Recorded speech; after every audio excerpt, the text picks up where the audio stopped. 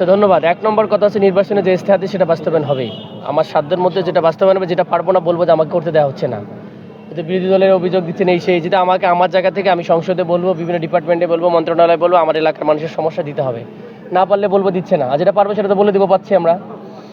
২ নম্বর হচ্ছে মোড়ে মোড়ে যে মোবাইল টানার ব্যাপার, আজকে অলরেডি প্রিন্ট হয়ে গেছে আমাদের ব্যানার। আপনারা প্রতিটা ইউনিয়ন একটা করে পেয়ে যাবেন, অনলাইনেও পেয়ে যাবেন আমাদের নাম্বার। ১-২ ঘন্টা করে ওপেন থাকবে, যখন আপনারা কথা বলতে পারবেন। সুতরাং এটা এক্সিকিউশন শুরু হয়ে গেছে। ৩ নম্বর, উনি বলছেন যে পার্মানেন্ট ডাক্তার রাখার ব্যাপারে আপনারা কী পদক্ষেপ নেবেন। আমি যতটুকু জানি, আমি উপদেষ্টার সাথে কথা বলেছিলাম গতবার, এখন তো মন্ত্রণালয় হয়েছে।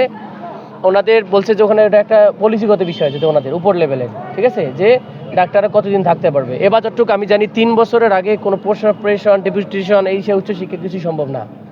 3 বছর থাকতে হবে, তারপরে এগুলোতে যাবে, এটা আমি জানি। তারপরে আমি চেষ্টা করবো সংসদ সদস্য হিসেবে আমার এলাকার কোনো ডাক্তার যেন আর এখান থেকে না যাইতে পারে, যতক্ষণ পর্যন্ত রিপ্লেস না হয়। একজন গেলে যেন একজন থাকে। কারণ হচ্ছে 2জন ডাক্তার দিয়ে কোনো এলাকা উপজেলা চলতে পারে না। এবং 7-8 জন আসছে, মোটামুটি একটা ফিজিবল হয়েছে, আলহামদুলিল্লাহ মোটামুটি ভালো। এবং এটা রাখার ব্যাপারে সর্বোচ্চ সচেষ্ট কাজ করবো আমি, কারণ আমার একটা এজেন্ডাই ছিল স্বাস্থ্য সেবাটাকে যেন সর্বোচ্চ প্রায়োরিটি দেওয়া হয় আমার এলাকার মানুষের জন্য। এই তো।